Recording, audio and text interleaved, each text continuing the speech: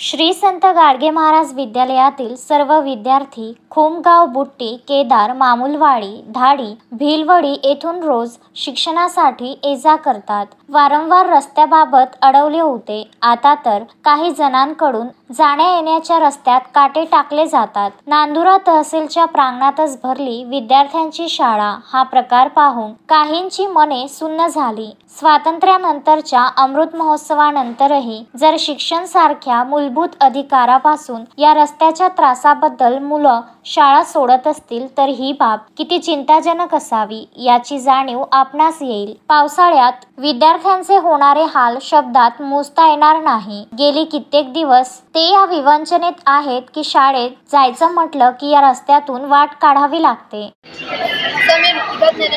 मी 10वीमध्ये श्री संत गाडगे महाराज विद्यालय येथे शिकते. आमच्यात एका सर एका शेतकऱ्याने एक बॉटल फोडून म्हणजे गाड्यामध्ये टाकली होती की त्याच्या शेतातून जाता येत होतं. आणि शेतकऱ्यांमध्ये शेतामध्ये जे प्राणी हे आल्यानंतर नाही पाहिजे म्हणून वायरमध्ये करंट लावून जातात. एखाद्याचा जर पाय ती सटकला तर ते सहारा घेण्यासाठी जर त्याने वायर घेतली तर त्याचा तिथेच मृत्यू होऊ शकतो. नमस्कार सर, माझं नाव श्रावणी विठ्ठल काळे. आम्ही दहेगाव या शाळेमध्ये शिकत आहे. श्री संत गाडगे महाराज या शाळेचं नाव आहे. सर, आम्हाला शाळेत जाण्यासाठी फार कष्ट करणं पडतात. लोकांच्या वावरातून शेतातून जावं लागतं. रस्त्यामध्ये लोक काटे काचकोर टाकतात आणि जर रस्त्यामध्ये आपल्याला दिसलं की पुढे आपल्या काटे टाकलेले आपण जर त्यांच्या वावरातून जर जायला लागलं तर ते आपल्या शिवीगाळ करतात. मग आम्ही काय करा?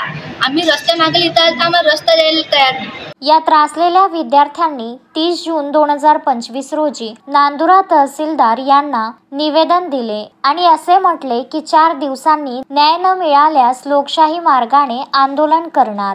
सदर निवेदनात विद्यार्थ्यांनी या विषयाचा संवेदनशीलतेने व गांभीर्याने विचार करावा व आम्हाला न्याय मिळवून द्यावा अशी विनंती केली आहे.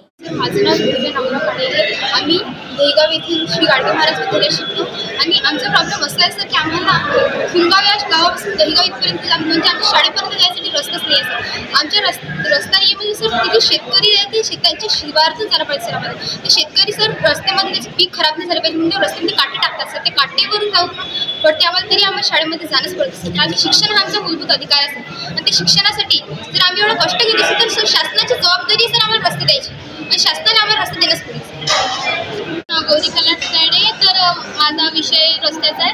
तर आम्हाला अडचण अशी आहे की आमचे आई बाबा इतके शेतात कष्ट करतात आणि हे आशाने करतात की आपली मोठी मुलगी होईल, आपली मुलगी मोठी होईल व आपली मोठी अशा मोठ्या पदावर बसेल आणि आपल्याला जे सुविधा भेटल्या नाही ते आपली मुलगी देईल. पण सर आम्हाला रस्ताच नाही तर आम्ही कुठून जाऊ शाळेत? कुठून जाणार आम्ही शाळेत?